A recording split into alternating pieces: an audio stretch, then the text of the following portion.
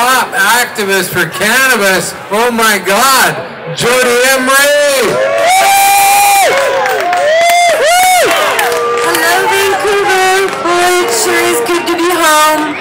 And I can tell you that bail is a lot better than jail. Because I'm out on bail right now, but I did spend 2 nights in jail in March, along with Mark Emery and 2 of our dear activist friends, Chris and Aaron Goodwin, and also Brittany Guerra. So 5 activists all arrested by Toronto police for running cannabis culture retail stores. Now, cannabis activism takes many forms, and this event that we're at today is being called Cannabis Day because it's been that way since 1996. I think it is. 1996. I was starting grade 6. The cannabis activist movement has been fighting so hard for so long, an uphill battle against police and government and doctors and all sorts of authoritarians trying to tell us that marijuana is bad for you, and if you grow it and sell it and use it, you can and will go to jail. You can and will lose your child. You can and you will lose your right to travel, to volunteer, to have all the opportunities that a citizen should have when they haven't hurt anyone else. But cannabis prohibition has made victims of millions of people directly and indirectly.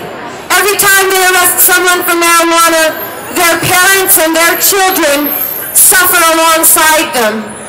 When Mark Emery spent 5 years in prison, I spent a lot of time seeing these prisoners and their family and seeing the pain of how the drug war destroys lives of people who didn't hurt anyone else, and how evil it is for any government around the world to harm peaceful people for a plant that's not even just benign or beautiful like these trees around us now, but a plant that literally saves lives.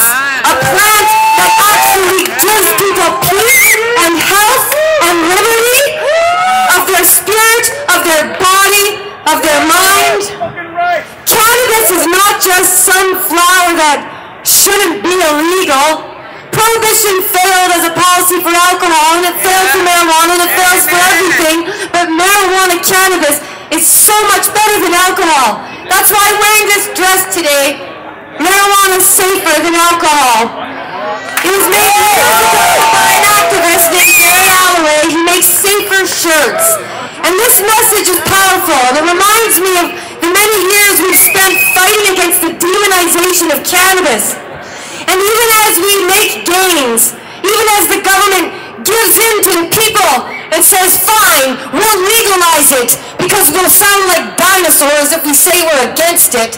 And then they get sneaky and they find a way to keep arresting people every day, including today. They're still arresting people for simple possession. They're still arresting people for growing plants. They're still spending millions of dollars every year ripping apart families, costing society, denying us our liberty and our freedom because of what? Because of a plant that saves lives? How dare they? How dare they? So Canada Day is weird for me. Canada Day is weird because on the one hand, yes, we live in probably the best country in the world, or one of them. We're still free. Look at us. We're here today. The police aren't harassing us. They're not beating people up and pepper spraying them like they did 2 years ago when I wore this dress. 2 years ago, they pepper sprayed and beat up peaceful people and put them in jail. And we still have to fight because this government is still against us. So yes, legalization is coming because activists have worked tirelessly and broken the law through civil disobedience and educated the masses and didn't give up no matter how hard the government fought against us with guns, with men with guns. And yet our flower overgrew the government, like Mark Emery said, to do. And our flower has helped restore life and peace and freedom to so many people. And look, they can't stop us now. So they're scrambling to figure out how do they keep spending millions of tax dollars arresting these peaceful people? How do they keep criminalizing people for a plant that saves children with epilepsy and seniors with dementia? How do they keep making billions of dollars in the pharmaceutical industry, in the alcohol industry, in the military industrial complex, in the prisons, in the policing? I'm sick and tired of it. And now I've been in a jail After 13 years of activism and saying it was wrong to do that to people, and then it happened to me, and I got stripped naked, and I got a knee on my arm, and they put me in a cell where the lights never turn off, and I realized they do this to people every goddamn day for cannabis and drugs, and it's not fair, and it's not right, and I'm not going to cash in on cannabis while it still happens. I'm not. I'm out here on bail. I don't know what I'm going to do facing these charges. They're very serious. They face life in prison. We could take a deal and keep fighting in other ways. We could fight it in court. I don't know what to do. But at least today I'm out and I'm able to walk around and I'm able to be with my community and my family and my culture and this plant and these people that I love so much. So thank you, Canada, for letting me get out on bail.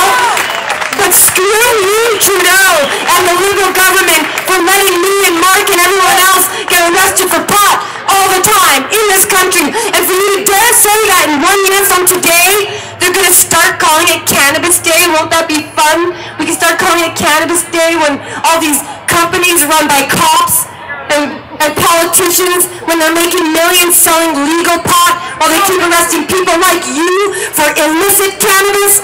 That's not legalization, so hell no, our activism isn't over, and civil disobedience is necessary, and people like me and others will be victimized.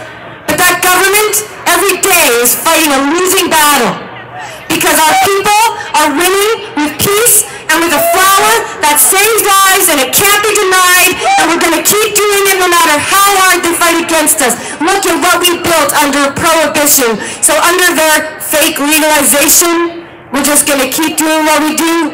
We're going to keep fighting for freedom. And we're going to keep telling them cannabis is safer than alcohol and opioids and tobacco and sugar and all the other pills they push down the throats of our citizens. So choose cannabis. It is the safer choice. And celebrate Canada because it is a beautiful country and we do have freedom here that others do not have. And while you're still free, use that. Use that while you can to fight for everyone else who's lost their freedom, the people who have passed, the people who have suffered, the ones who have had to crawl away while they've been victimized by the state.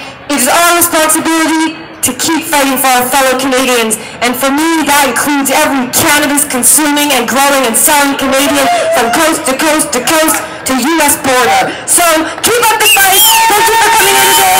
And I promise you, no matter what, I'm not giving up. And whether I go to jail or I get out or whatever happens, we know we're doing the right thing. So thank you for supporting this plant and our people and our culture and our cause. Happy Canada Day. Happy Cannabis Day. Thank you for your love. Peace and